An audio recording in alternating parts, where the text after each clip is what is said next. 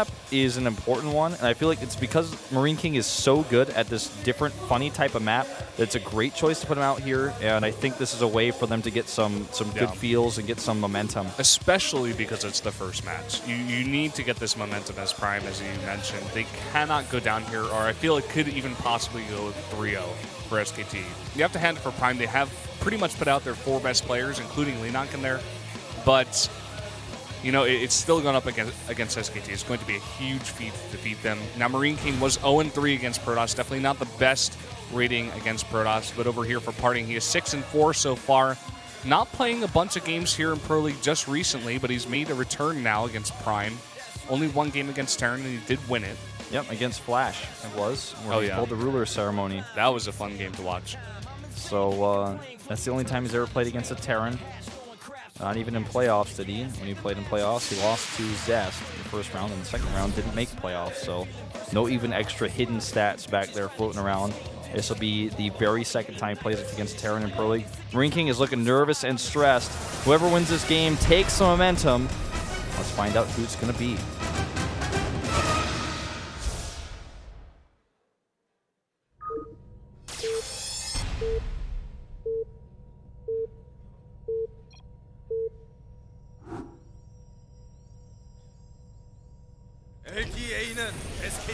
Wow, does it?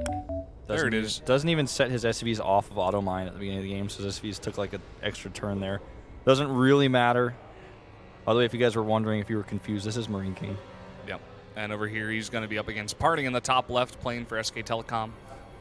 And this, I feel, just makes sense. Yes. He's going against PartinG. He's definitely the underdog in this match, as we've all voted against him, even on a map where the Gangnam Terran is not totally figured out and you can take quick games off of very good players. We still all voted for PartinG. So I feel like MarineKing definitely the underdog, but if he didn't do this kind of style, I feel like he would be even more so the underdog. Yeah. No, it's true. This is like his best opportunity. This is like his best moment. It's on his domain that he's going to play this game.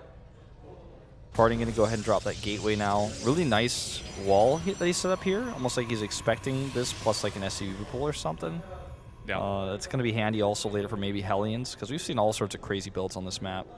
And another thing to note, that was on 10. So a very fast gateway out here. Yeah, might even just get a Zealot over there. I think he wants to get the Mothership core out faster and then use it to poke the SCVs. Because then if you don't have... If your Marines are attacking, if they're not at home, then you have to like repair your own SCVs, which costs a lot of money, costs more mining time.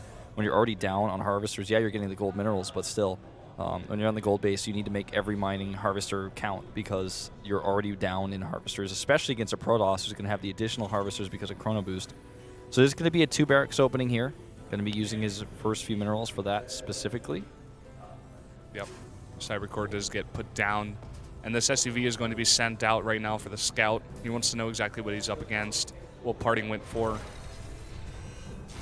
Seeing the gateway out here pretty fast and seeing the timing on the Cybernetics core, he should, you know, realize the fact that it's a 10 gateway, that it's a bit of a faster gateway here. Maybe be a bit alarmed, and we'll have to go through the possibilities that PartinG could use thanks to that in his mind. Yeah. I mean, it's really possible that... You know, he just skips a Zealot, goes into fast Mothership core, there it is. Chronoing it out, meaning the first Marines that are coming are not going to have, you know, free reign. He is bunkering right now, the natural, which is going to be pretty annoying. Since there's nothing to spot for that, I think that will, in fact, go up.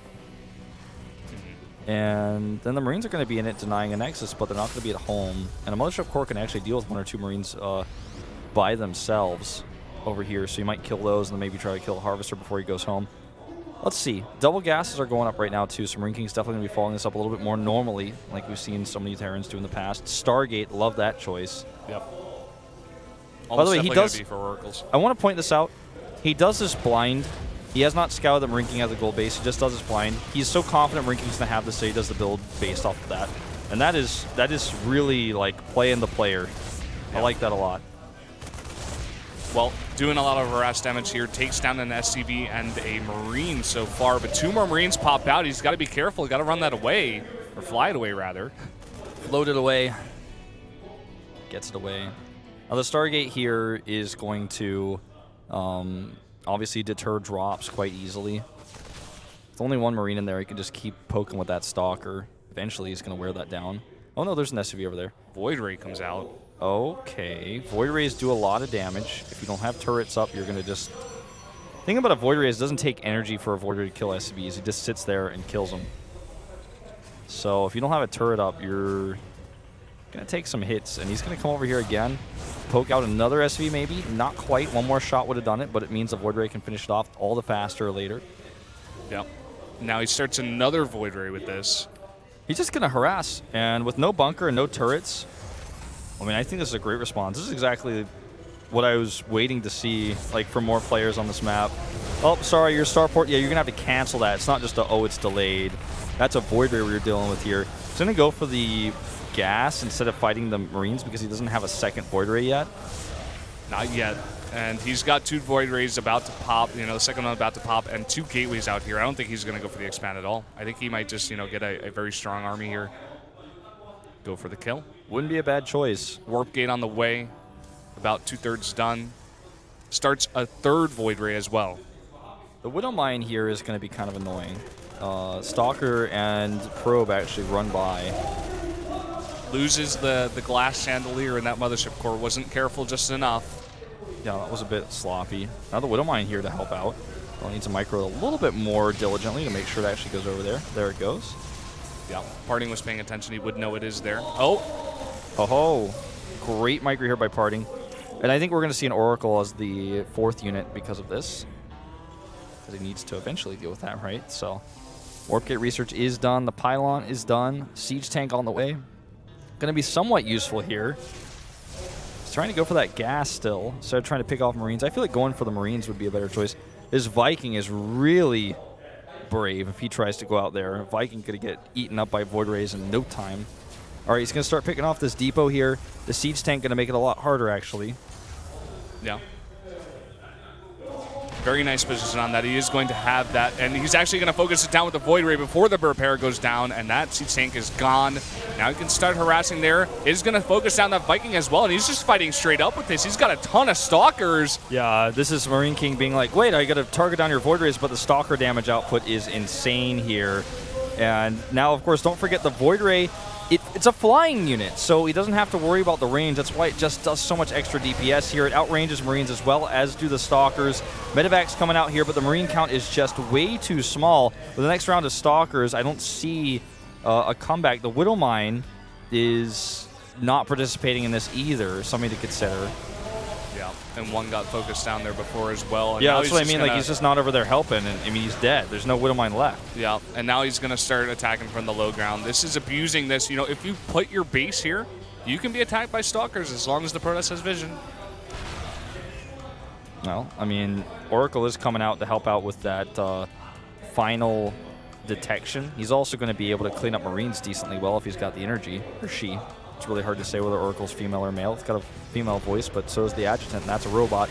Here we go. Charge up on that Void Ray to target down these Vikings, and now he's getting a bit ahead of himself, I would say, targeting down that Siege Tank. It's a lot of Marine DPS, but the worker count has dropped down now all the way to 18, and he's almost mined out, Brennan. If he mines this base out, I mean, that's just going to be it, because the Protoss just has more minerals left here back at home. Yep. PartinG saying, I don't even need my Oracle. I'm just going to suicide over your base. And now he's fighting with SCVs. There's one Siege Tank, and that's going to be it. PartinG's going to do it. He's going to defend the Gangnam Terran in easy fashion. He has got MarineKing's number. Yeah. I mean, does trap another Stalker. We'll get this Stalker as well. Medevac, though, almost out of energy, almost out of health. And when that Siege Tank pops out, it's going to be the last line of defense here. Where is the Oracle? Is he just... Okay. It just died. He just flew it down, like... Yeah. I didn't even see that happened. It just died so fast. It was, like, not even there. Well, the Medevac is helping out here a little bit to help repair those SCVs, but all he has to do is wait for another round of Warpants, kill the Siege Tank. Actually, he's just going to kill it before. Good micro here by MarineKing, but it doesn't last. Keeps it alive for just a bit longer. A few more shots on that. He's not happy. He's done. Dancing the Stalkers. GG. This matchup was so iconic. The game was so fast-paced. I didn't really get to talk about it too much. Oh, does a Gangnam style dance. afterwards. If you guys don't know about Gangnam Style, where have you been for the past few years? Look that up. But you know, back in, I think it was 2012 GSTL Finals in Las Vegas, you know, PartinG versus MarineKing, a very famous match where there was a disconnect, and PartinG, by a lot of people's opinions, had the game won. The game was regamed and MarineKing won it, and a lot of people said that actually would cost StarTale later on the entire match, the entire finals. So I'm sure that's on the mind of both of these players going into yet another completely different Team League match in Korea years later. MarineKing playing a solid style, but I like the Voider response. It's just like so strong. Yeah, it's just so good, especially abusing the terrain. It's PartinG, you know, PartinG just playing it beautifully, proven that taking some time off to go play League of Legends will not help your StarCraft 2 skill. No. Going against popular belief.